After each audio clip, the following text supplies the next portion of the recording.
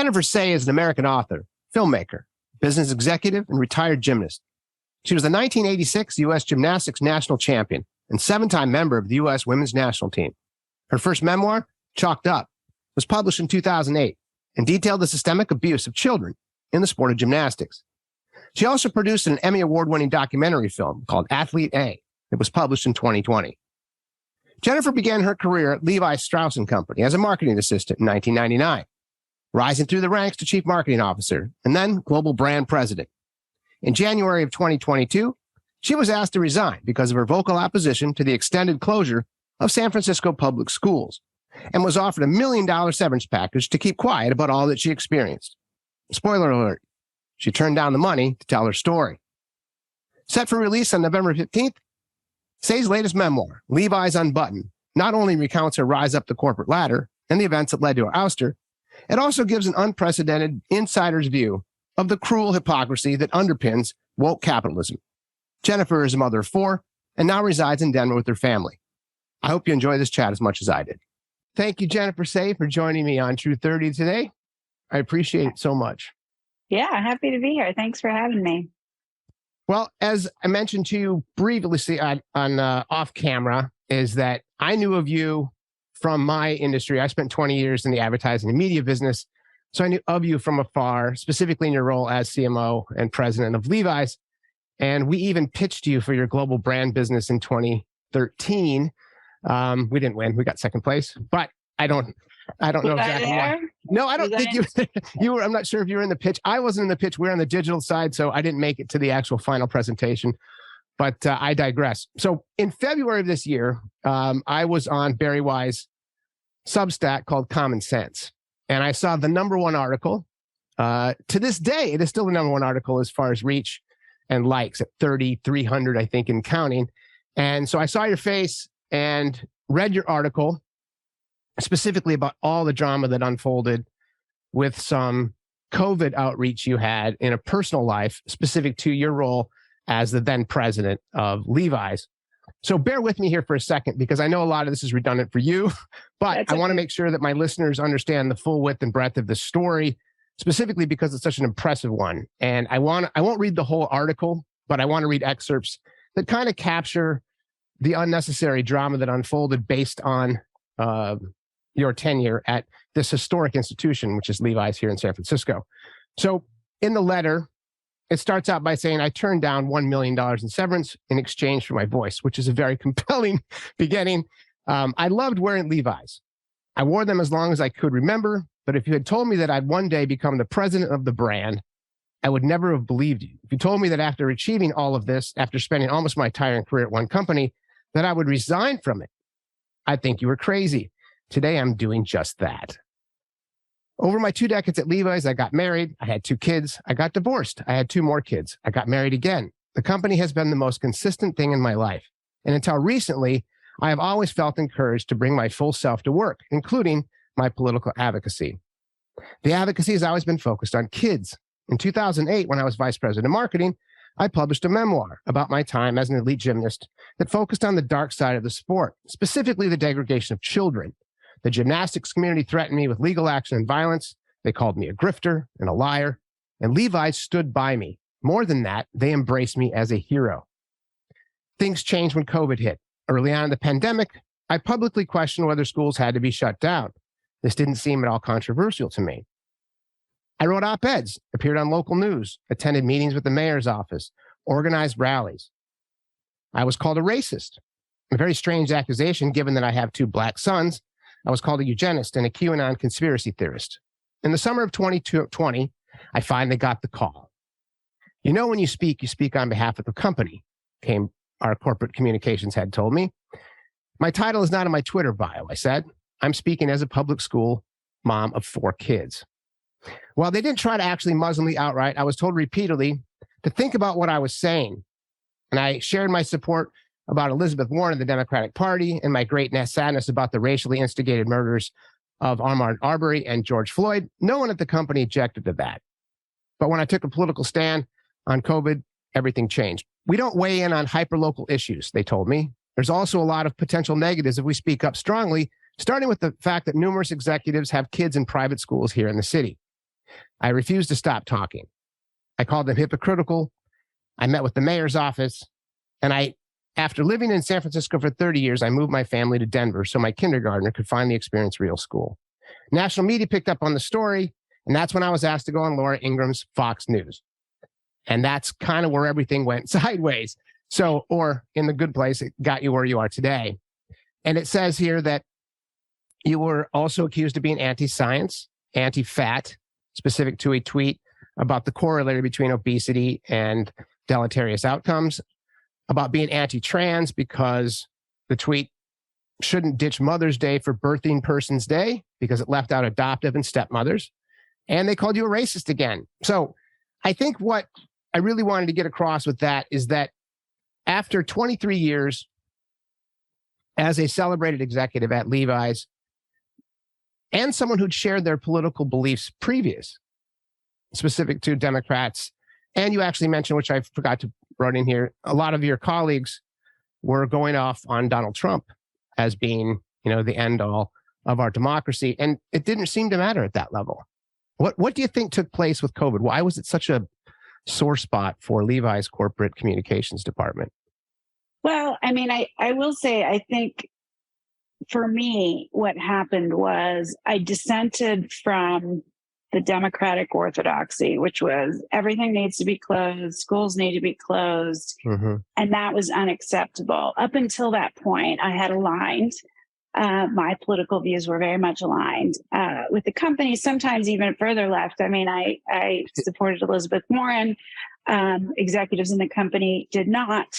She was seen as bad for business, but it was okay. It was sort of acceptable because she was still a Democrat, so it wasn't so far outside the bounds. And I was critical of Trump as well.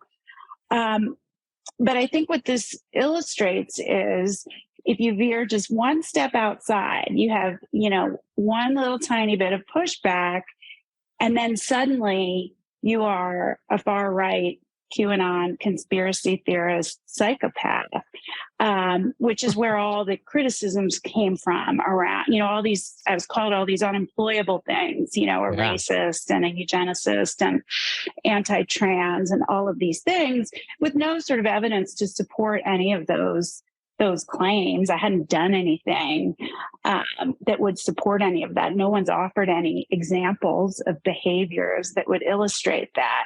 And so for me, what I realized is because I pushed back on COVID restrictions, it was just sort of proof of a larger issue, which is you can't veer at all. You can't veer. And it was as if I was only lucky up until that point. I had aligned. And so, the bigger issue really is, COVID is an issue and the restrictions are an issue, and we can talk about the closed schools and the impact of that. That's certainly an issue. But my bigger concern and my bigger issue, which is something Barry writes and speaks constantly about so eloquently, and why I thought it was the right place to publish my piece, is the liberalism that has really kind of oozed from college campuses into all of our institutions. And for all of the talk of inclusivity, it doesn't include those who might not agree on certain issues. It doesn't really include everyone. It doesn't include diversity of political viewpoints and all sorts of other things. I hesitate to put COVID in a political box. It shouldn't have been. I was talking about the health of the nation's children, their educational well-being, their psychosocial development, all of those things that should not be political. And for me, this liberalism, this censorship is so concerning. This is not about Levi's. This is about the broader issue in our culture where we can't talk to each other and we can't disagree with each other. And if we can't normalize dissent in this way and we can't have these difficult conversations, it's not really a democracy anymore. And even bigger than that, I would say we aren't really in search of any sort of truth, because unless you debate serious issues of the day, you will never get to truth. You'll just accept government issued talking points as the truth. And I would like to know how that makes us any better than an authoritarian regime. I don't think it does. Wow. Okay. I will definitely Sorry, I like to got a go lot there. in there. No, that's perfect because I had a whole bunch of stuff on COVID, but your point is market is that it's not just about the COVID. And to be clear with the listeners, you didn't say anything outlandish. You basically said, I think that it's a bad idea for schools to be closed specific to the deleterious nature of mental health, children that are getting food. It wasn't like you went crazy, right? No, now we say that, a year and a half in hindsight that there was nothing crazy, but this was considered crazy. This was considered outlandish. And I started in the beginning. So, it was March 2020 when I questioned it because the data was all there already. Everything we know now to be true about the age stratification of risk was very, very clear from the beginning. Now you could say we didn't have enough data.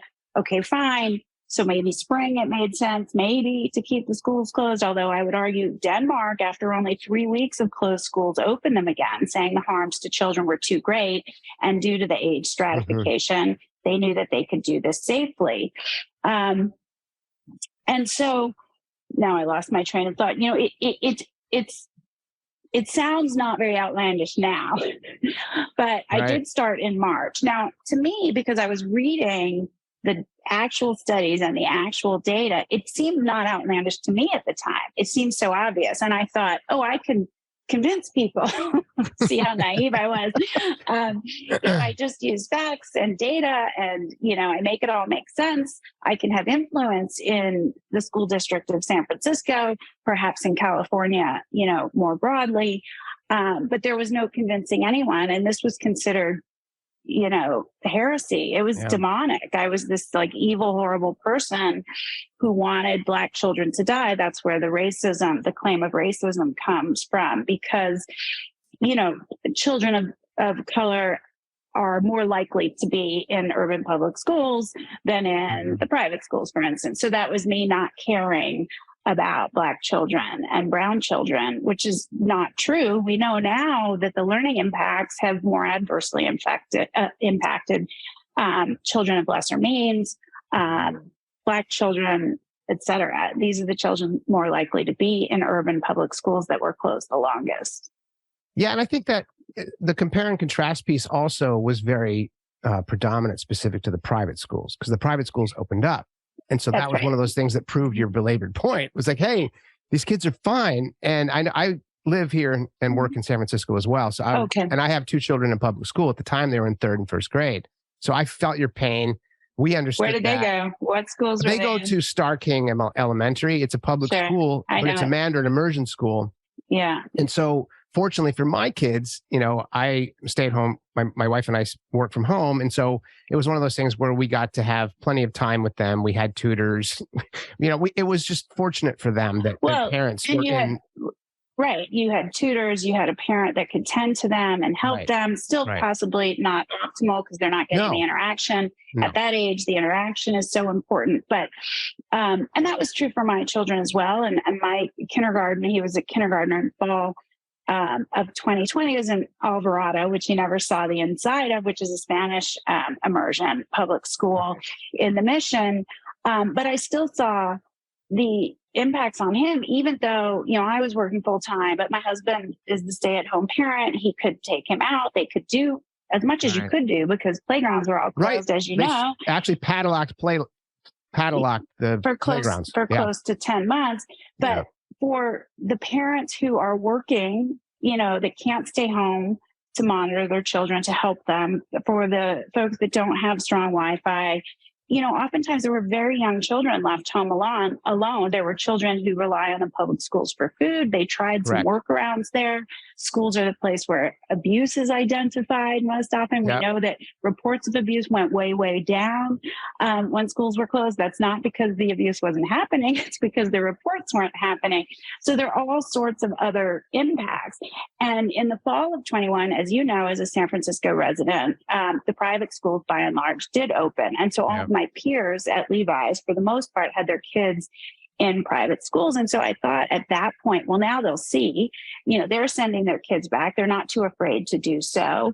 They know the importance of school. They see the impacts on their children. They're grateful and glad. And I heard this directly, that their kids had the opportunity to learn in the classroom and interact with their peers.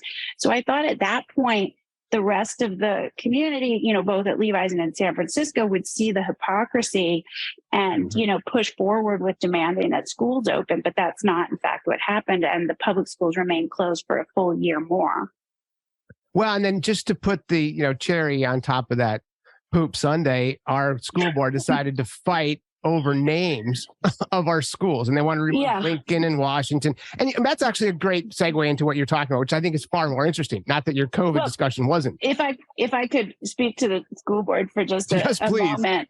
So at this point, I was kind of, I was calling into every school board meeting. Any parent can call in at their Zoom. I was watching and waiting with bated breath for them to talk about when schools were going to open, what they were going to do, how they were going to get them open. And it never happened. Some of these meetings were 7, 8, 9 hours long. No, I didn't watch and listen the whole time. That's for a crazy person to do, but I would leave it on and I would walk away and tend to my children and come back. And sometimes maybe for a half hour at the end, they would pay lip service to schools opening, but they were taking no actions to prepare the schools to open. I mean, I would argue that no preparation was necessary. Open the windows and let the kids come to school, but that's besides the point. They just didn't even focus on it. As you mentioned, what they were focused on was renaming schools, changing admissions policies for Lowell, which is a magnet school, high academic achieving magnet school in San Francisco. This is what they talked about, or, shaming a parent who had been nominated to be part of the sort of parent council as part of the school board. He would have been the only LGBTQ member. He was a white man, and he was shamed for 2 hours that he would not, sort of adequately meet the diversification needs of the school board. This is what they spent their time on. So it seemed they didn't even care about getting the schools open. And the irony in my story is the next day after I resigned quite publicly, the school board, 3 members who were eligible for recall were recalled by a crushing margin, 70-75%, depending on the member. And I know that my peers even voted to recall. And now you can say it was about all kinds of other stuff, but the primary issue, and this is true for all the parents that I know in San Francisco, which are many, was that they failed to get the schools open. Yeah. So we had kind of moved from this horrible, heretical thing to say to the board did not do their job. And they did not do their job in not getting schools open.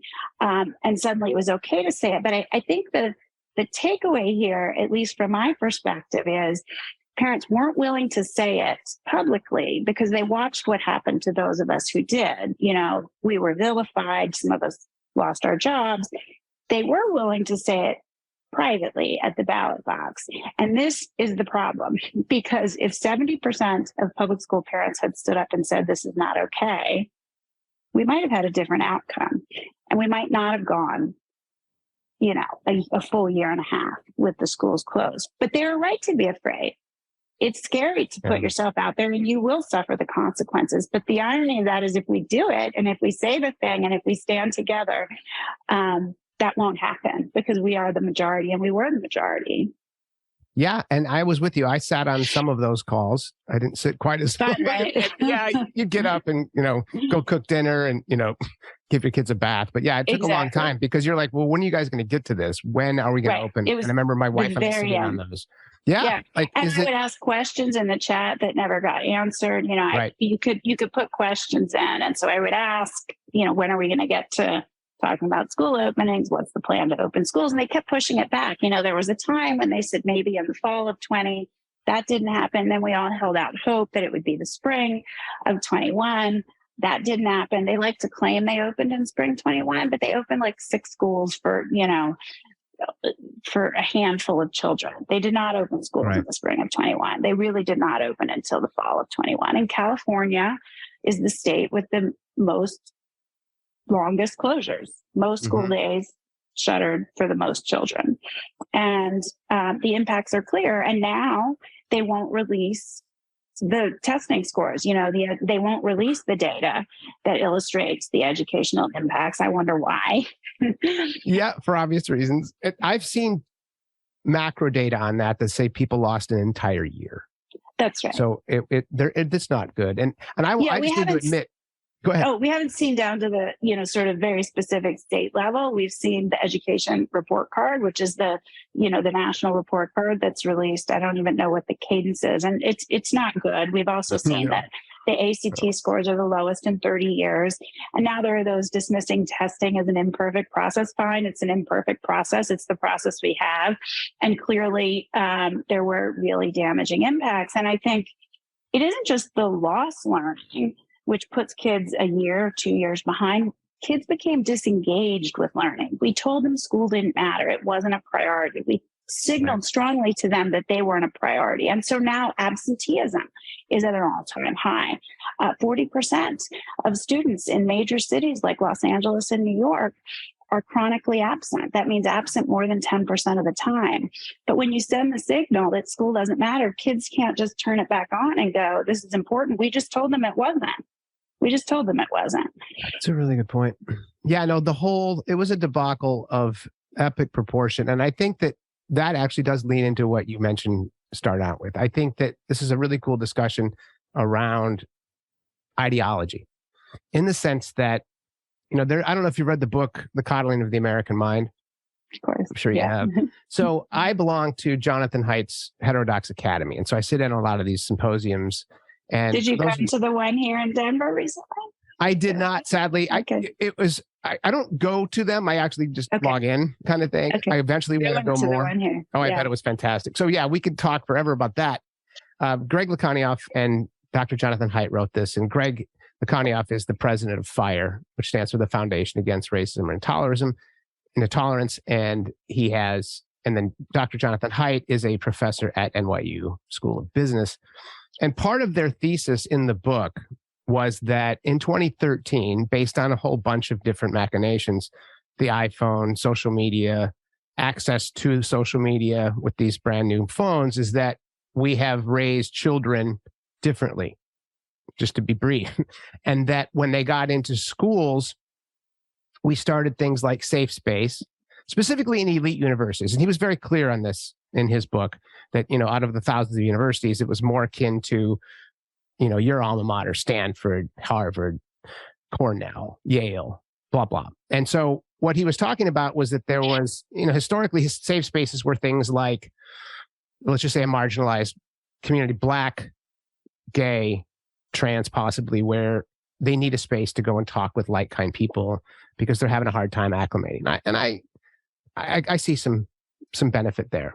But what took place was that the safe spaces were also used for ideological and emotional harm. So that if someone was preaching a GOP mantra in a red hat in the public square of the university, then these people are wounded. And I remember Brown, which they actually talked about specifically, had cookies and milk and pillows and soft music and counselors to talk you through this level of trauma. When for me, I interviewed two professors on this topic early this year, one from USF, one from Berkeley. And the Berkeley professor was quick to say, yeah, I think safe spaces are great. He was a former professor. I think they're great. And I was like, wow, okay, that was quick. And do you think then, because to me, safe spaces are great if you're 8 to 12, but if you're 18 to 22, you're an adult. So grow up and deal with some pain and go after some confrontation, because that's what universities are historically about. Specifically Berkeley, by the way, which was, the home of free speech in 1964. And so it was one of those things where, as I read this book, I was growing in my frustration with this ideology. And then I asked the same professor, if you agree that it's necessary in college, do you then think it needs to transfer to the corporate landscape? And his immediate answer was also yes. And that's kind of what you mentioned, right? Yeah, it certainly has. These kids, these young people graduate and they move into corporate America and they bring those same kind of mores with them. And it's sort of premised upon this idea that speech is violence and that some speech is just too dangerous and too harmful to be allowed. But for me, one, I reject that and I think it's false. And I don't actually believe any of us are that fragile that we can't hear speech we disagree with. I think it's a pose. But we have raised children. And I agree with both Jonathan Haidt and Greg Lukianoff that it sort of accelerated in 2013. But as a parent of older children, I have a 22 and a 19-year-old, I certainly started to see this long before that in this sort of safetyism. And he talks about this in the book as well. Yeah.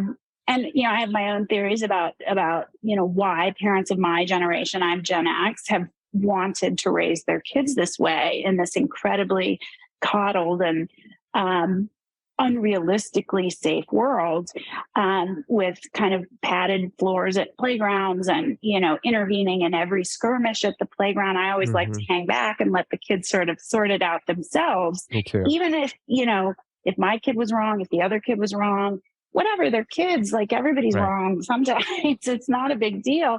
They need to learn to sort these disagreements. The other example that people use all the time is that everybody gets a medal, everybody gets a ribbon at every sporting event. I think it's important to learn to lose. It's also important to learn what you're not very good at. If that's the lesson, that's okay too. Or that you got to dust yourself off and keep trying. And, I was raised in a sport that was too harsh, in terms of the environment. I'm not advocating for that. I think there's a line between, I think it's a clear, bright line between abuse, which is what kind of went on in my sport of gymnastics, and tough coaching. There is a line. And sometimes having expectations of our kids and letting them fail sometimes and, letting them dust themselves off, that's what teaches resilience. Now, I hesitate to use the word resilient for reasons I'm sure you understand, because this is what was shouted at children being locked out of schools. I think that we can teach our kids to be resilient without abusing them. And I think keeping them out of schools for a year and a half was abusive, especially for kids that don't have resources and can't have tutors and pods and don't have strong Wi-Fi. This is denying them opportunity. So I do think, I do think that there's been this coddling, and every sort of insult or slight or just look askance is now taken to be this grave injustice. And it's taken to, there's a pose I would suggest it's not even real, and that it's an adopted pose that, I am wounded. I'm so damaged by these words I disagree with that they are in fact violence. Now, the other issue and the problem with this is if you claim these words are violence, then violence in response is now justified. And I find that incredibly problematic for obvious reasons as well. Words are words. We can hear them. We can disagree with them. We can debate. But ultimately, if there are some words that are too dangerous to be spoken, we cease to have any sort of debate on matters of critical importance and concern. And that is very, very concerning. I couldn't agree more. I've actually said this numerous times to anyone, that specifically my progressive friends that argue that speech is violence. I said, the word water does not make you wet. And so it's one of those things where we're not going to have this discussion. And so I'm not saying that worms can't harm you, specifically your emotional well-being. It's that there's a difference between speech being violent and someone stabbing you in the neck when you're Salman Rushdie standing up on a stage, right? That's violence. And so let's just be clear with our words.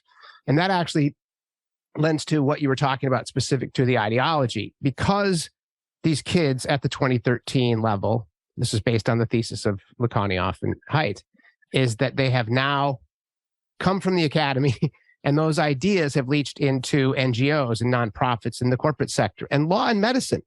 And you're seeing this with gender ideology and trans ideology, and everything is harm. And if you say this, you erase me, and you do this and you harm. So these words, I'm not saying you can't be cruel with language, because that's obvious. You can. But the idea there to protect anyone from that, specifically on college campuses, and what they reference, which I thought to your reference, is that if you believe speech is violence, then you can respond in real violence, in physical violence, which took place on the campus because of Milo Yiannopoulos, who, by the way, I think is a complete jackass. It's not that I don't think he should. Number one, don't invite him, right? If that's the issue, but you can't deplatform him once you got him there. But if he's ridiculous, which he is, he's a clown. No one's heard from him in years because he doesn't say anything of any value. No, bad ideas sink like stones. Don't censor them. No. Bad ideas will sink. Ask them questions. They won't be able to answer. He never had anything of real sort of merit or, substance to say. And so now he's gone. You didn't need to censor him. You didn't need to silence him. And so I'm sort of an absolutist here. Let the guy talk. And we're not so sensitive. We can't hear his stupid words. And he will go away because he doesn't really have anything of any value to offer. And I think, declaring that some speech is just too dangerous to be heard, you don't believe in free speech then, because speech that was considered too dangerous yesterday is considered okay today. And so, I think I'm an absolutist here. And to go back to the point about schools, as you said, none of this seems controversial now. 2 years in hindsight. Yeah.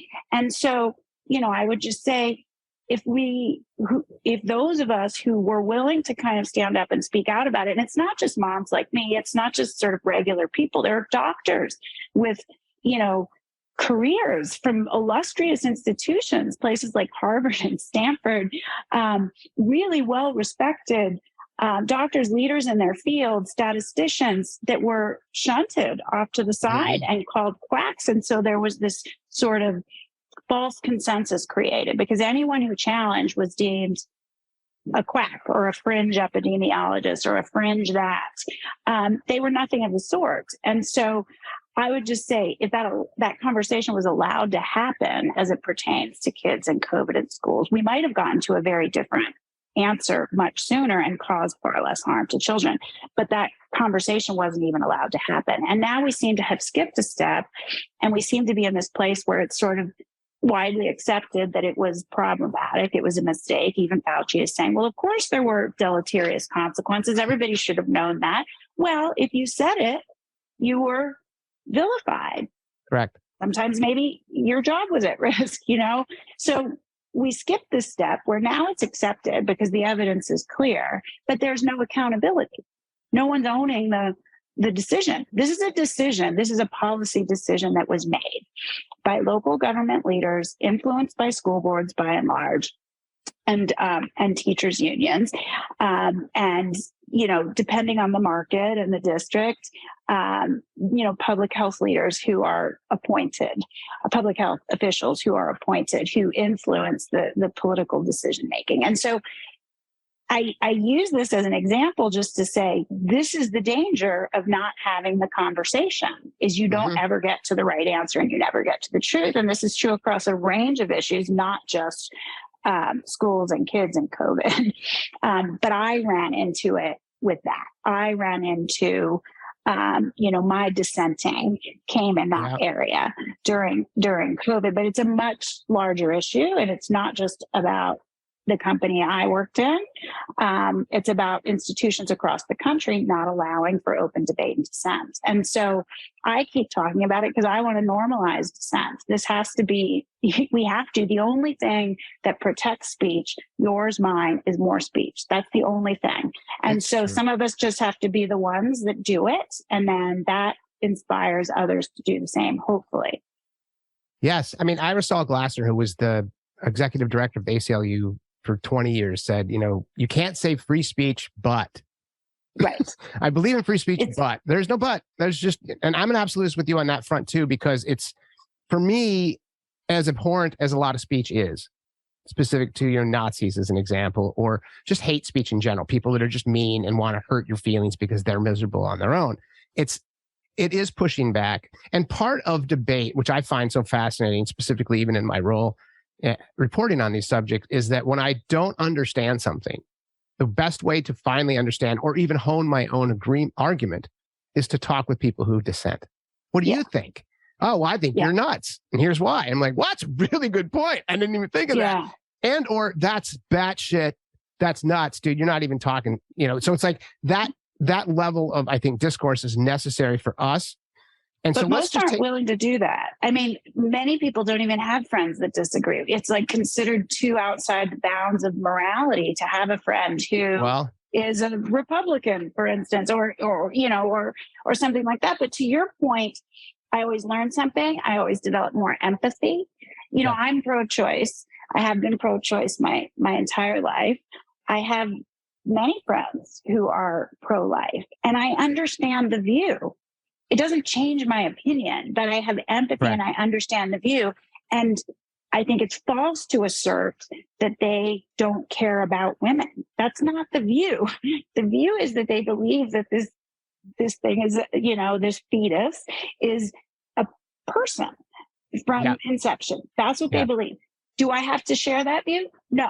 Can I understand that view? Sure. Does it give me empathy? And are we able to engage in a sort of a better, higher quality debate if I can understand it? But many won't even talk with people they disagree with anymore. And in fact, as you pointed out, when I went on Fox, that was really, there was already pushback before that, but that was like the real beginning of the end for me, because I spoke with the enemy. I spoke with someone that I probably disagree with on a whole host of things that I didn't happen to disagree with on this particular issue. Right. And it's part of my point, and it's why I will go on shows hosted by people that I don't agree with, because we have to talk to each other even when we don't agree. We couldn't agree more at True 30. Our tagline is understanding without agreement. That's our goal with everything we're doing. And I think that, if you look at abortion as one example, which is obviously front and center today, specific to the upcoming elections, it's always been one of those things for me that was framed around a clash of absolutes. So for us, I'm a pro-choice as well. But on that front, it's the difference between where does a zygote become a fetus on that side, and then for us is the autonomy and privacy of an adult human female. Those are the arguments. And so for me, I grew up in a Catholic family. My mother is very Catholic. She uses words like murder when it comes to abortion. She always has. And so do all her friends. And I went home this summer to see my mommy, and I call them the Golden Girls because they all hang out and, walk together and have lunch together. And they're sweet 80-year-old women. But they make fun of me because I'm liberal. Oh, there's that San Francisco liberal. And I'm like, how are you guys? Good to see you. And when they talk about, what do you think of the abortion stuff? And I'm like, well, you know me, I don't get into politics with you guys. Let me cook you some grilled cheese. But the idea there is that you shouldn't hate people based on that. I took a camera crew to a Daily Wire event recently, and that interviewed people on this exact subject, on trans ideology and abortion. And, our editorial boards had fun with it. We're looking at the spots, and we're going to take a load of shit when we launch this video. And I know we're going to, but I'm doing it on purpose because I can't wait to see it. I'm actually saying the same thing you're saying. I don't agree with these folks, but the conversations that I had on and off camera were unbelievably funny. To the point where I was talking with a guy with the, let's go Brandon t-shirt, and a guy with a red hat. And, where are you from? And I said, I'm from San Francisco. Oh, we'll still love you anyway. And I'm like, good, that's great. And then what do you guys think of this? And why are you guys here to see Ben? And who's your favorite host? Those kind of questions. And did you vote in the last election? Yes. Are you going to vote for the same person if he runs again? Oh, you're goddamn right. And it was wonderful. And we had backslapping hugs and jokes, and not one true toxic conversation. And part of my thesis with this video, to put it out there to the audience, is that I genuinely believe what you went through, specific to the Twitter mob, is horrible, and it hurts because I get a call all the time. I've been reporting on gender dysphoria for about 4 or 5 months, and I get just terrible notes about how they're going to, I should kill you, and you're a terrible person, and you're a racist, and you're a transphobe. And I'm actually a trans activist. So that's the irony of the whole thing. It's like, I'm just trying to, I interview trans folks, and I interview doctors about puberty blockers and those kind of things. And so these are very contentious topics. But the issue is that most people online, because it's autonomous, because you're not your person, they're more mean spirited, and they're more that's cruel. It's a good point. And I think that was I think it was by design personally, but I think that was one of the very harmful aspects of lockdowns, was to keep us all apart in that way. We could not come together. We could not have, respectful conversations. It's very easy for everybody to kind of descend into disrespect and, dehumanizing other folks when you're not sitting across the table and having a conversation. It's much easier to have empathy and to listen and to try to understand and to respectfully disagree when you're in person. But when you're hiding behind anonymity, which I never do and never have, I've always felt it was important to own my words and to stand by my words and to speak as if I'm talking to you.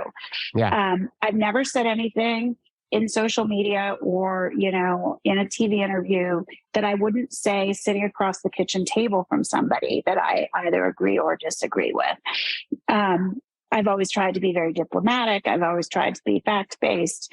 And so it's not like I was out there ranting about, you know, I wasn't saying these terribly horrible racist things. I was citing data and quoting magazine articles and newspaper articles and respected doctors.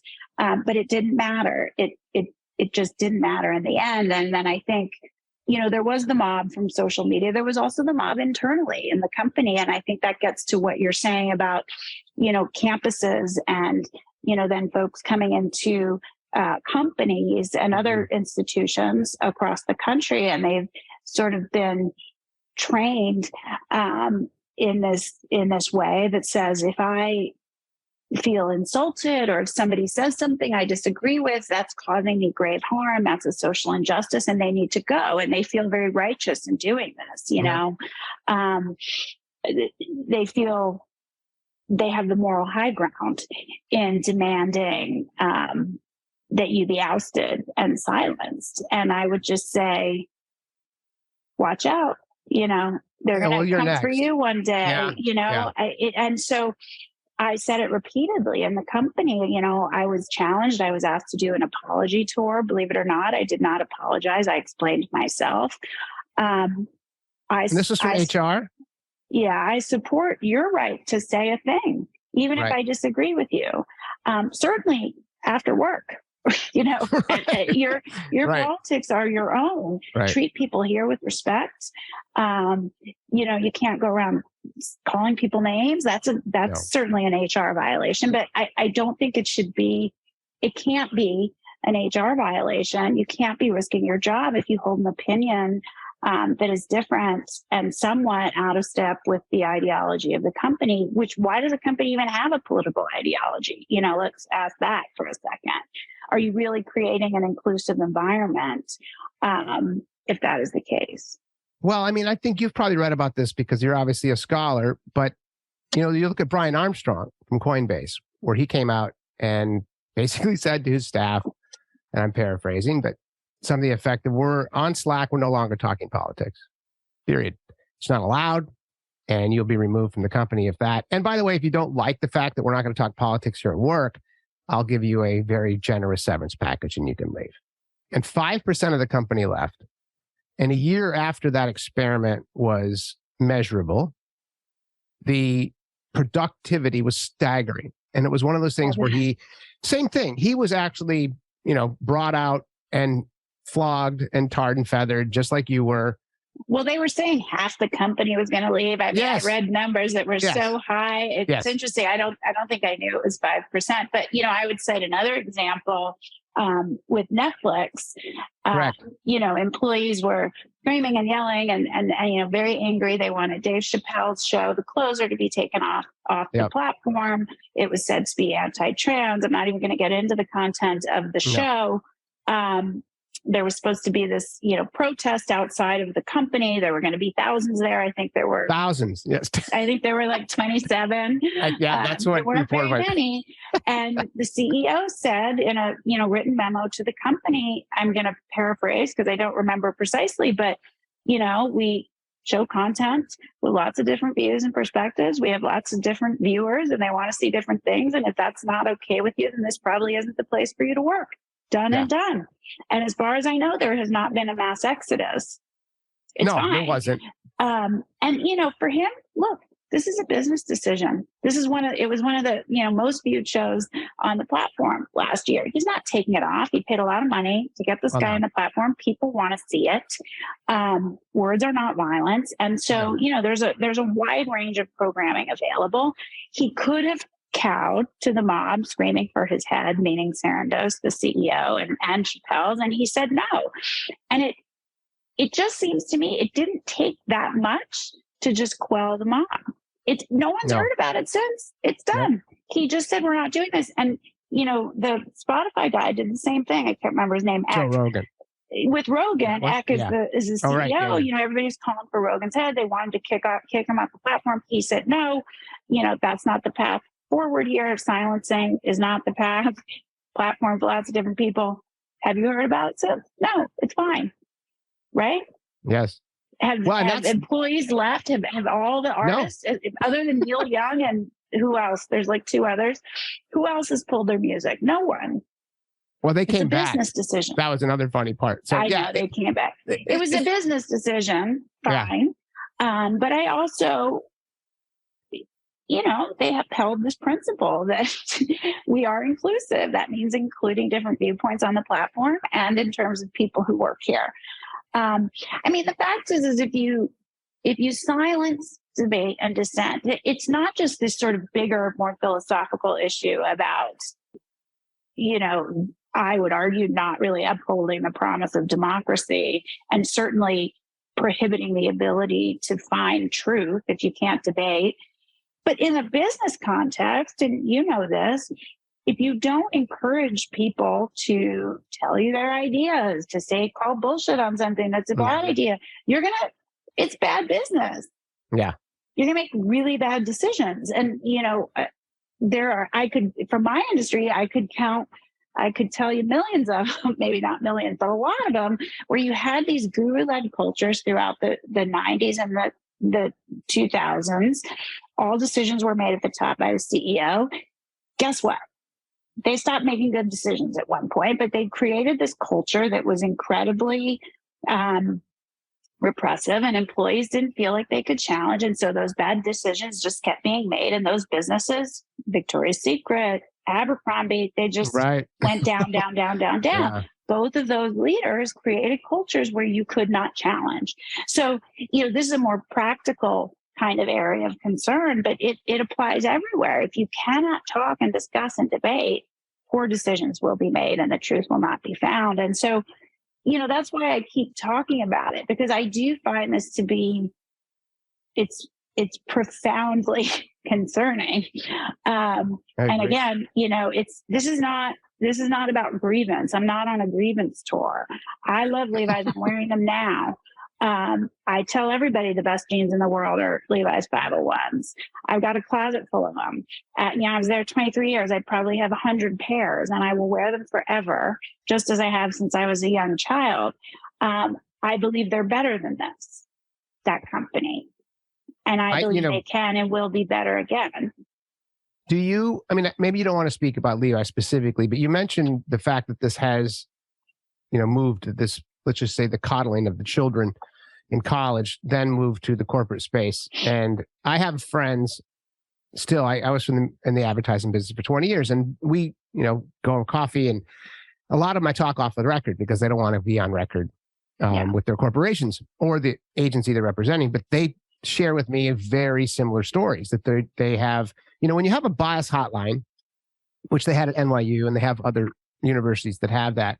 If there's and Dr. Jonathan Haidt talked about this in a recent interview where he said he used to be a provocative professor early on at University of Virginia. And he would give certain things and say, hey, I'm going to really kind of freak you guys out for the first 5 minutes. And it's going to be kind of weird, but just trust me and we'll get through it.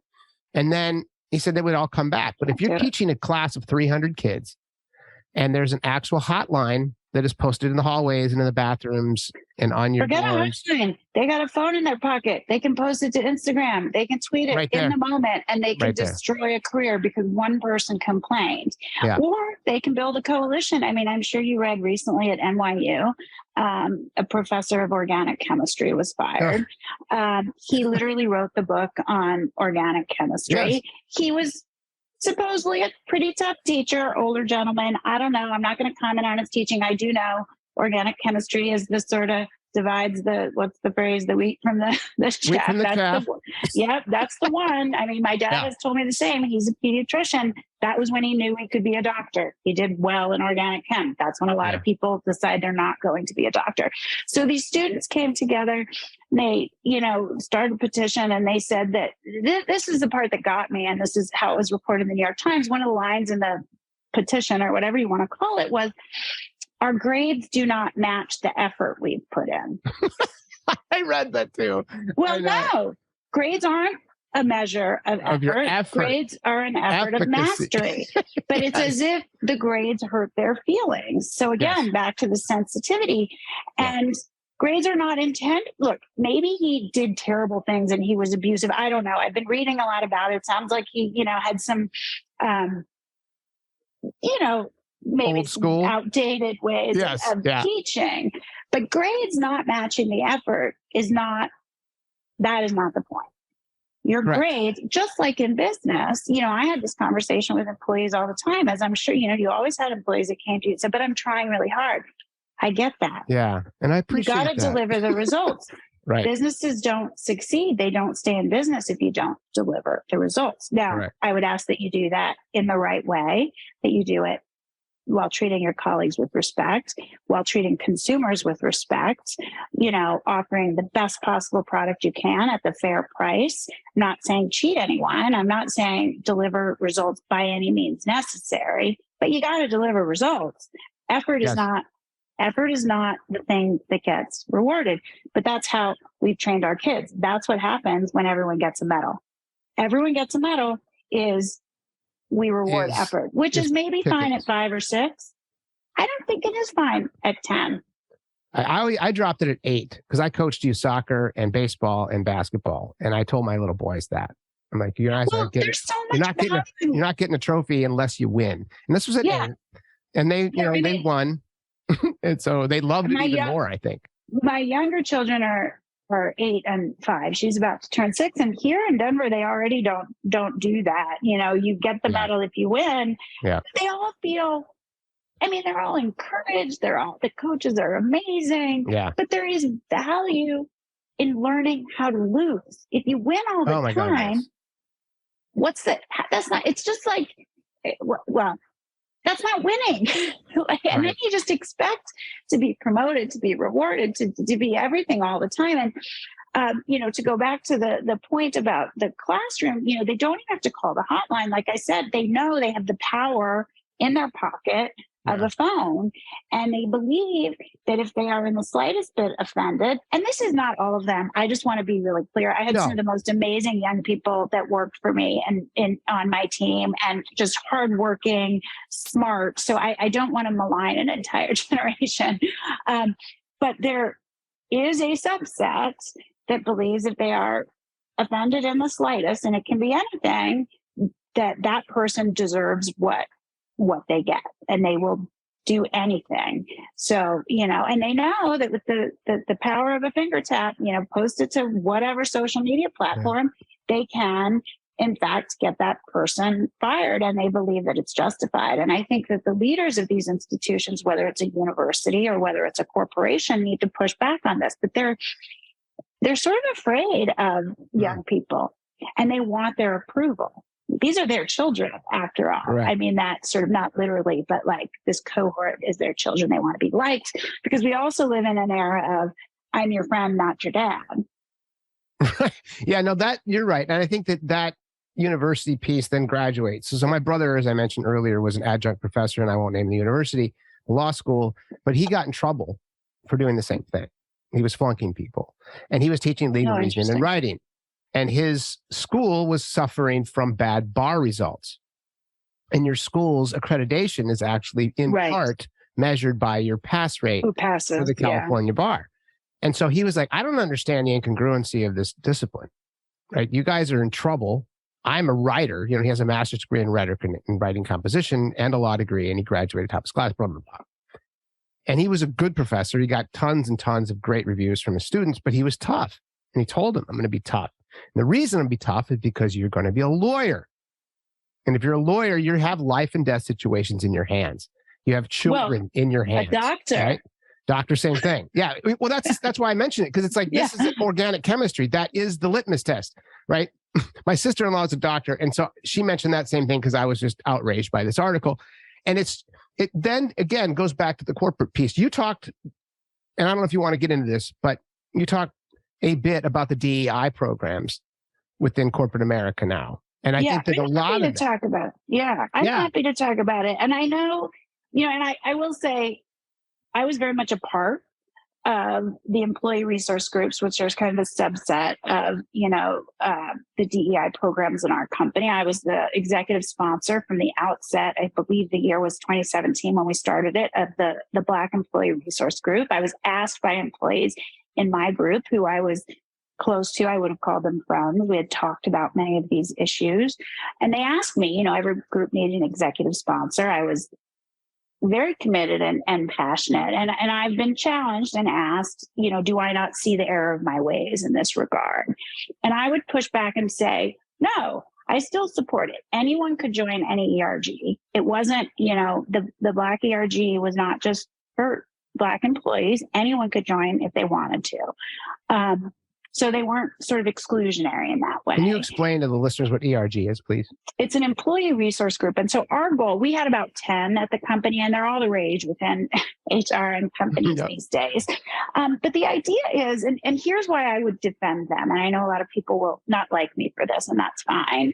I don't really fit neatly into a box on the right or the left. And I'm gathering. My new fans on the right don't like this view that I have. But let me go back a second. So I started out in corporate America in the mid 90s. Let's call it 1994. It's my first sort of corporate job at an agency.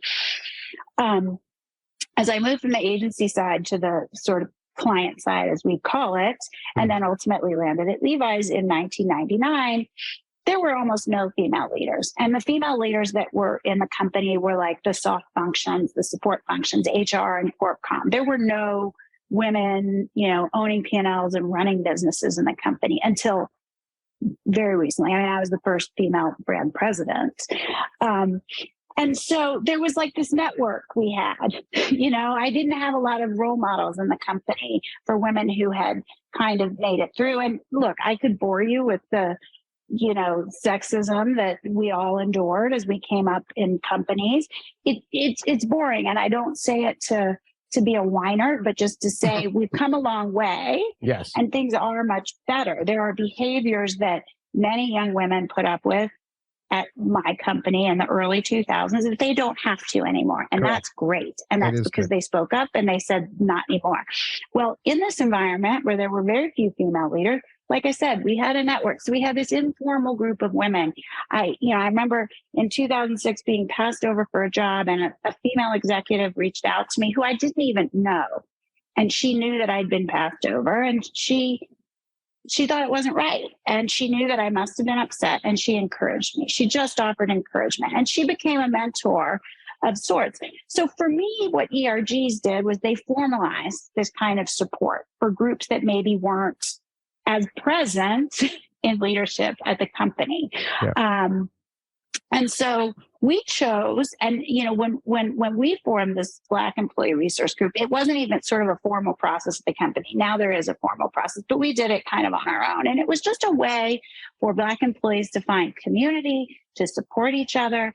As the sponsor, I felt it was my responsibility to provide visibility to those employees, especially those who are really, killing it and doing a great job, who maybe in the past wouldn't have had opportunities. That's it. The Black employees are a relatively small percentage of the company at corporate. I'm not going to remember the number right now, but it's much less than the national average. And so you just bring people together to create community and provide support for each other. Mm-hmm. I don't have an issue with that. I know what the arguments against it are. And like I said, I was the sponsor for 5 years. And I took that job seriously. And I think I did a good job. And I very much feel like we created a sense of real community and gave employees visibility and mentorship that they might not otherwise have had. So I support it. Good. The right can hate me for it. No, my listeners, DEI is diversity, equity, and inclusion. And it is I don't support all aspects of those programs, though. So I want to be clear that that's kind of where I wanted to get into that, in the sense that it is also a huge discussion specific to critical race theory, because that was an academic exercise in the 70s by Kimberly Crenshaw and Richard Delgado. And if you look at those intellectuals talking about critical race theory, it was kind of talking to how our origins were wrapped in oppression and racism, which is totally accurate. And then how the race, Black people specifically, because there's different pieces with intersectionality, but the original thesis was Blacks and how they were subjected to this and how it's actually harmed their collective well-being, which I agree with 100%. The idea around diversity, equity, and inclusion, from what we see on, again, this is one of those topics that is so complex that there's good and bad in both. And I think that and that's why I was wondering what you thought around that. Are not just Levi's, but what do you see that's good about the diversity, equity, inclusion programs? And what do you see that you may think be going too far in the ideology side of it? So I think, I'll speak specifically about the Levi's brand, which is a broad reach. Everyone wears Levi's.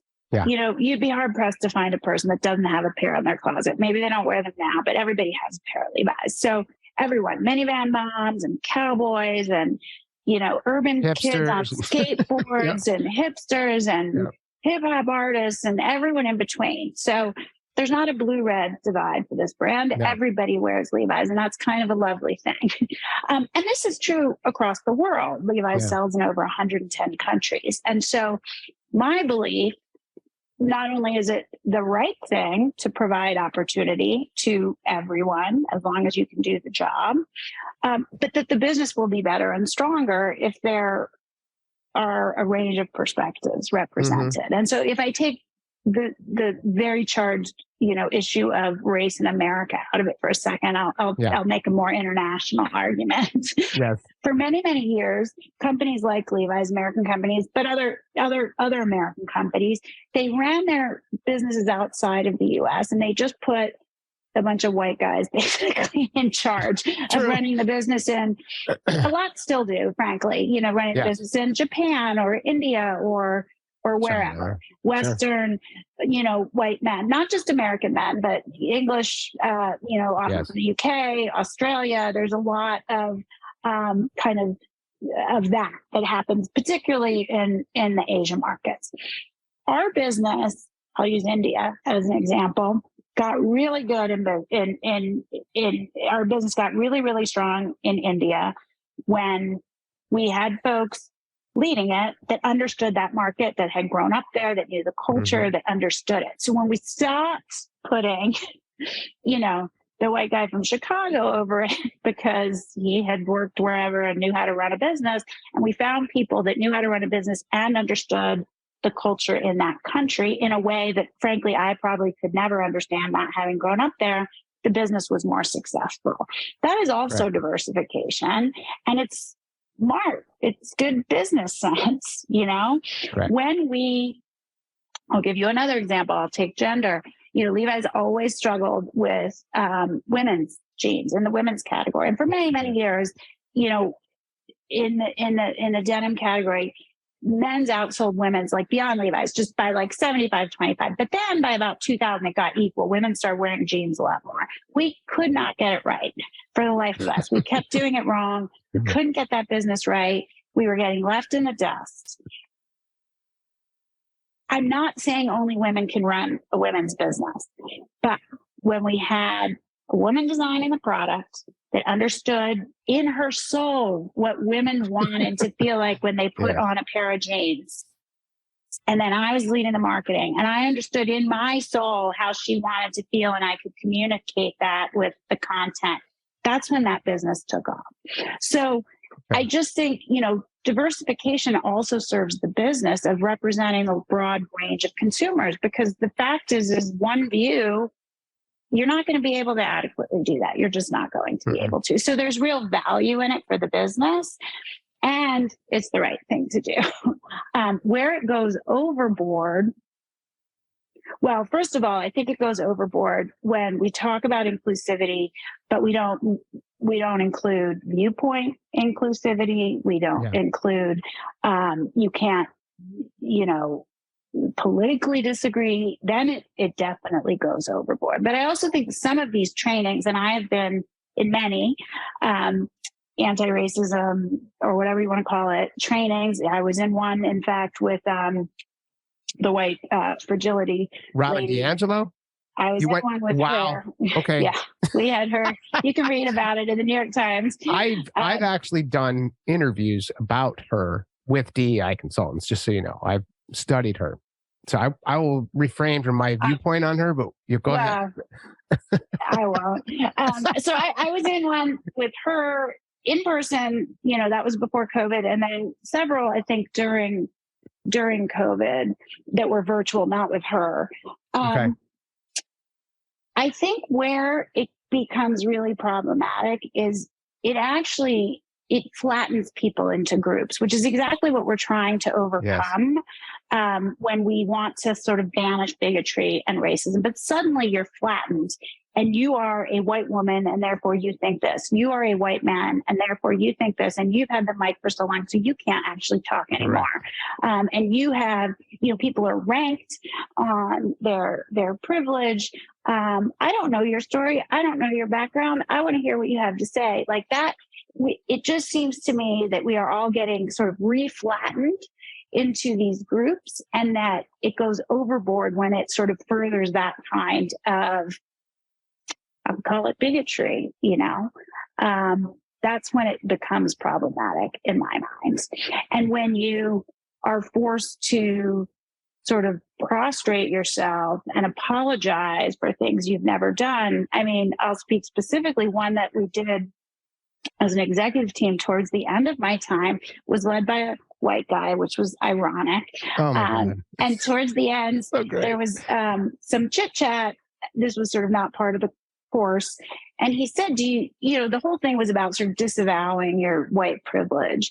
And I'm not really sure what good that does. I want to talk about actionable strategies to ensure that we're an inclusive organization. That seems to me a more practical matter that would do more good than me kind of, apologizing and taking a bended knee. But he asked us at the end, do you want to know what the biggest problem is in this sort of whole fight we're waging? What group is the biggest problem? And he said, it's white women.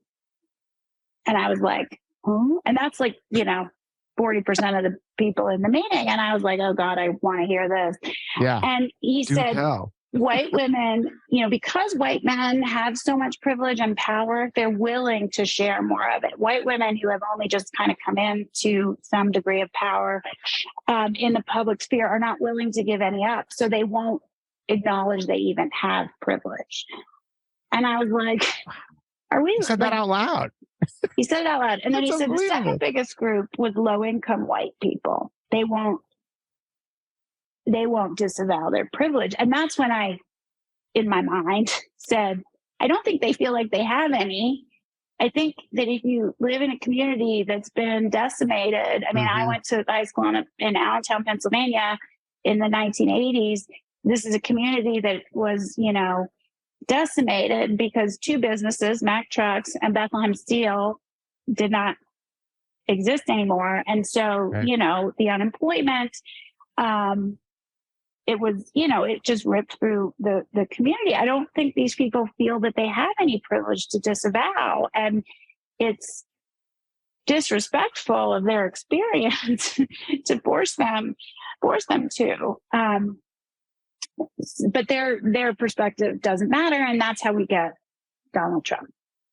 Yeah. I mean, it's funny you mentioned Robin DiAngelo because I started out this interviewing Black academics because I want to understand critical race theory from their purview. And it taught me a lot. And then I interviewed a DEI consultant who wrote a book called Letters to My White Male Friends. And he is a DEI consultant and lawyer and thinker and just a wonderful man. And we talked on camera about this. And I brought up Robin DiAngelo because I'd done some homework on her and I'd pulled some records. I had some buddies of mine that were kind enough to share some of her slides. And, one of her slides was, how do you be less white? And I was like, that's a slide. And then we looked through it and it said things like, well, you need to be less arrogant, less confident.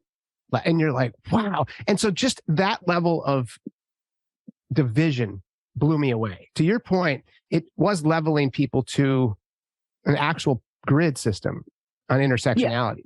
So for me, as a white cis male, I have absolutely no victim You need points. to shut up and sit down. And I'm not allowed to talk. That's actually one of those things where, That's what I mean. Mr. Executive, need to sit down.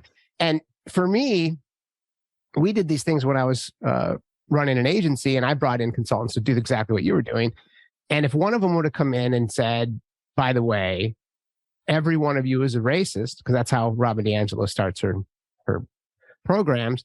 And if you deny that you're a racist, that makes you a racist. Proves that you're a racist. So, that's one of those things too, where you're like, there's no, well, that's what I realized. And I'd read the book before, because I did my, I did my homework, and I realized very quickly there's no winning here. No. Not that it should be about winning, but you either admit you're a racist, or if you deny it, that's proof of it. And so you're sort of just left, with no option. And the thing is, it also, the thing that's also problematic is, like I said, it just flattens all white folks into one group, or all categories, whatever that category might be. But there is a difference, and there is a real difference between, the guys marching in Charleston saying, Jews will not replace us. Yeah. Jews will not replace us. And, some white lady in San Francisco or in Marin County who, may be a little racist, but she's probably never hurt anyone. There's a difference, and that difference matters. And to just sort of flatten, that continuum doesn't matter anymore. And I'll take this to another area, in terms of sexual harassment and sexual violence. And this is what I think has happened with Me Too, which originally started as a movement to combat sexual violence. But as we all saw, it quickly turned into, well, he looked at me funny and he's just as bad. The continuum doesn't matter. Well, he's not. Right. He's not just as bad. No. And explain to him it made you uncomfortable. You don't need to take his career, and the world is changing. You can probably explain, I don't like it when you do that. And that'd be fine. It's not the same, but we flattened the most minor sort of offense, which maybe to some people isn't even offense, and the most egregious. And you know what? It lessens the impact, and it lessens our focus on those egregious harms. And that's the problem. The other issue, and this will bring it back to schools, is I would prefer to talk about what can we do about it. And I would argue that there has been nothing more structurally racist, and this will make people hate me, than closing schools for a year and a half, where the student body population is disproportionately, because it was largely urban public schools, disproportionately Black, brown, and low income. That, to me, is the definition of structural racism. So in combating these issues, because racism is very much alive and well, would prefer to focus on actions that can actually make a difference, and improving the public schools, first making sure they're open, but then improving them and ensuring that all children have access to a high quality education is a much more important action than me, prostrating myself and begging forgiveness. I don't think that helps. It doesn't help anyone. I don't think it does either. And I think that we could continue this conversation for 3 hours, specifically to the ideology, because if you look at a lot of the things we've talked about, schools, DEI, safe space on college campuses, the ideology itself is there. And it starts with kids with trophies, and it goes to children in college who need safe spaces. And then in universities, in corporate America, when someone's if you looked at me funny, you said my hair looks pretty, he made me feel weird. And so then, to your point, you said the word guys. You said, hey, guys. Yeah, right. I mean, that kind of stuff. You're just like, oh, man. And so it's the difference between Al Franken and Harvey Weinstein. That's right. So you're looking at that and say, well, there's a big difference, right? And we need to make sure we have that. Yeah. Exactly. Speaking of the worst human being on planet Earth, who was the doctor for the USGA and molested 350 girls. I think over 500. Yeah. 500. Yeah. It was just awful. And I think that's where, that's why I'm glad you wanted to get into the ideology versus just the COVID piece is that you have, and I need to reinforce this. You turned out $1 million severance package to silence you. And you said, no, thanks. I'm not going to take it. And I'm going to go talk, and I'm going to go do things. And from the little bit that I've been attacked online over the last 8 months, I can just share that I was impressed with your story to begin with. And I don't think I even mentioned it, but you were, 7-time champion. You were 1986 national champion, U.S. Gymnastics on the women's U.S. team for 7 years. You went to Stanford. You have always been a very driven, highly productive, and prolifically knowledgeable human being. You went to the industry in which I went to, so I know how hard that is to get to the top. You got to the top. You were offered the top spot as CEO, should you refrain from speed. Well, like grooming you for that spot. It was held out, as an option. If you would just kind of stop. I don't want to lie or overstate. But yes, I was certainly, and all anyone had to do was look at the structure of the company and my performance. Anyone in business knew I was a candidate. Exactly. And so all of that, and I can say unequivocally, you never really want to say I would do something if I had this position, but I can pretty much guarantee that if I was offered $1 million, shut up, I would take the $1 million. So I'm really impressed with you on that. And this kind of gets me into, you just decided, and I don't know you from Adam, but the idea there, maybe I should have said Eve and offend somebody. I'm not easily offended. I know. You should hear what I've been called, not just in the last 2 years. The last 2 years have been bad. But the names I was called by my coaches, which I don't recommend, and I think those crossed over into abuse. But certainly the names I've been called in the last 2 years, you cannot offend me. No, well, that's good. Yeah, with reading your memoir, I know I can't offend you because the coaches were much worse than I was. But I mean it in the sense that you came from this very rigorous, disciplined, and I don't know. I don't want to say conformity, but you. Oh, for sure. Right, you did that. And then you did the same thing in corporate America. And then all of a sudden, you're just done. It's like, I'm done. Yeah, and that's one of the points, I want to make. My new book comes out November 15th.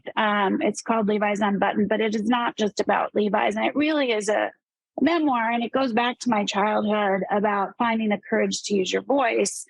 And hopefully, can just kind of inspire folks to screw up their courage just a little bit and do it. We know 62% of Americans say they don't feel comfortable expressing their real views in public or at work. And this is a problem. And if I can do it, I was raised in a culture in gymnastics of such extreme obedience. It's hard. It's sort of mind boggling for anybody to even fathom. I describe it in my first book, which I know you read. It's incredibly oppressive. And I was taught that, I wasn't taught. It was just enforced every single day. You were bad if you said anything. You were bad if you resisted the abuse. You were a bad girl. Well, if you gained 2 pounds, you were bad. If you gained a quarter pound, for a quarter of a pound. And so it's a hard won fight for me to have kind of captured my own voice and so I wasn't going to give it up because of the money. Now that puts me in a situation where I have savings, but I don't have enough. I'm a relatively young person. I've got 4 kids. I got to figure out what I'm going to do going forward. But it was a long, hard struggle for me to kind of find my voice. And the first thing that I spoke out very publicly was the abuse in the sport. And I was really dragged for that while my company supported me.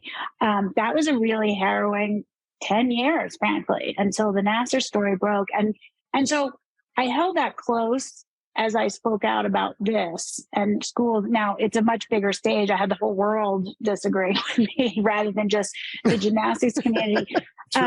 But the world came around on that and the truth was outed.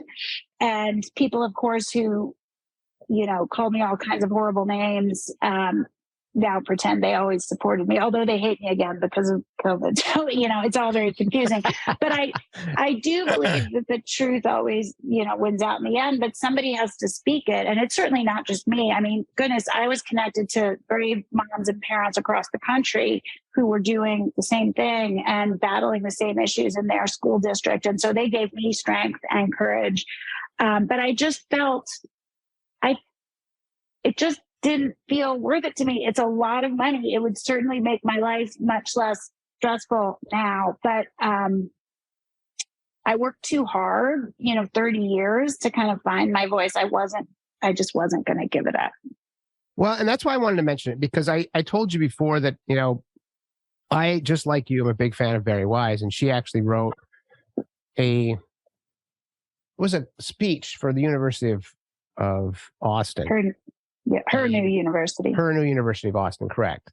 And she said, and I'm going to share these because she said that we need new leaders, and the 10 things we need with new leaders are, and what makes you a founder in 21st century America, are your ability to reject politics of resentment, defend the rule of law, use your own eyes and ears, to refuse to submit your relationships to political litmus tests. You did that with your husband.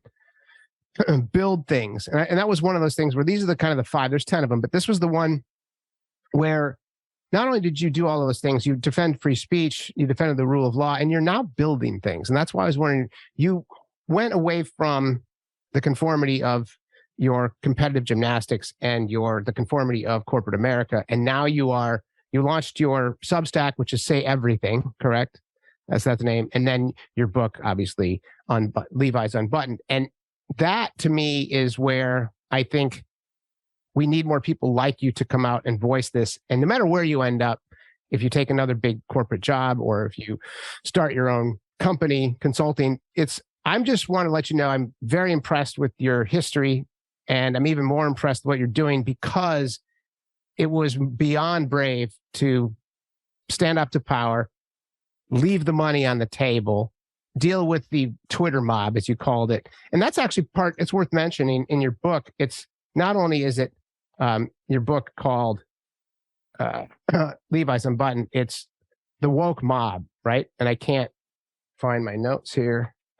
What is the subtitle? Took my job, but gave me my voice. The woke mob took my job, but gave me my voice. Yes. And arguably I had my voice, but I chose, you have to choose over and over again to keep it. You have to choose over and over again to continue to speak out. And I think in that same speech that you referenced, that Barry gave in the opening, she talks about how she's been outspoken on some things, but not others. And she left others to other people, but she realized she can't do that anymore. And, I'm really grateful that she gave me, a platform to get my story out. And she's truly building something. And, every day, if you don't subscribe to her Substack, Common Sense, and, listen to her podcast, honestly, you should, because there's a range of voices with dissenting views. And I think she's creating that space for open debate and dissent, and for heterodox thinkers. Not sure I'm building anything yet, but I know that what guides me is just being able to say what I think, and I have to, it's not even been a year since I left my job. And I've been in that culture for, over 22 years. And so I'm sort of figuring out, I'm also making a documentary film about the impact to kids from the school closures. And, I'll figure it out as I go, for sure, but I won't give up my voice. I have gotten calls for some jobs, and that's always where I start. Do you know my story? If so, if you're okay with it, we'll talk. And sometimes they even are, but then when it gets right down to it, I've been asked in one interview, well, do you regret anything? And I think the answer that was desired was, well, yes, I regret how I went about it, but I don't. Honestly, and there are loads of things in my life I regret. I'm not a person that doesn't have regrets, but I don't regret any of this. I stand by everything I said. I stand by the way I said it. I don't have regret about how I said things. It's been proven correct in the end. And to me, that just furthers the importance of needing to speak out on whatever issue you care about. Doesn't have to be the same as me. And I would support your right to do it, even if I disagree with you. Well, and I think that's what Barry does. I'm going to push back on you there. You said you're not building anything. You wrote a memoir, and you started a Substack, and you're actually filming a documentary, or you're creating a documentary about what took place. Yeah, I'm busy. You're busy, and that's kind of the point. It doesn't matter what you do next. I think that what is impressive is the fact that you went out way out of a comfort zone, and that's why I mentioned your history, because it's worth mentioning. It's not a typical history where you're just kind of loosey-goosey and you're raised by gypsies. It's like you were in an unbelievably disciplined path all the way through your highly competitive world-class gymnastics career. And then you go to a, stellar university like Stanford, which also teaches you, the importance of discipline and rigor and study and homework and all that. And then obviously a very storied career in marketing and leadership. And so it's obviously very difficult for anyone to like just jump out of that and do all these things. So I just commend you for what you're doing on all of these fronts, because it's impressive. And I've written a memoir, so I know how hard that is. And it's not fun. The writing's not fun. Dredging up the memories aren't fun. I mean, none of it's fun. So, no, I said to my husband, I'm never doing this again. No.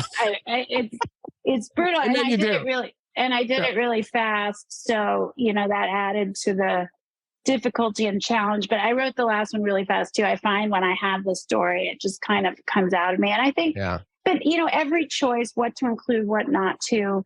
Look, as I said at one point, this is not about grievance. I'm not out to get anyone. I want Levi's to be successful. You don't have that vibe, by the way, just to be clear. You don't have the grievance vibe. Yeah, I want to talk about the bigger issues. And my story is, illustrative. And if that's a way in for people to understand and contemplate and kind of relate, then fine. And I toggle back and forth in the book between my story and the sort of broader cultural issues. It just all feels too important to me. And so that's what I did. You got some good reviews. You're welcome. Michael Schellenberger gave you a great review. I'm sure he was one of your advanced reader copies. And then Dr. Phil, who you interviewed after you left, he also gave you a glowing review. So, I look forward to reading your book. I look forward to seeing the documentary when it's done. And I wish you luck no matter what you do. Thank you. I think you're a very strong and very inspiring woman. And so I just think whatever you can do and will do will continue to help folks. So thanks a lot for coming on the show. I really appreciate it. I will say you're very prepared. Read it's impressive. You're very impressive. And thank you for having me. Good conversation. Well, thanks, Jennifer.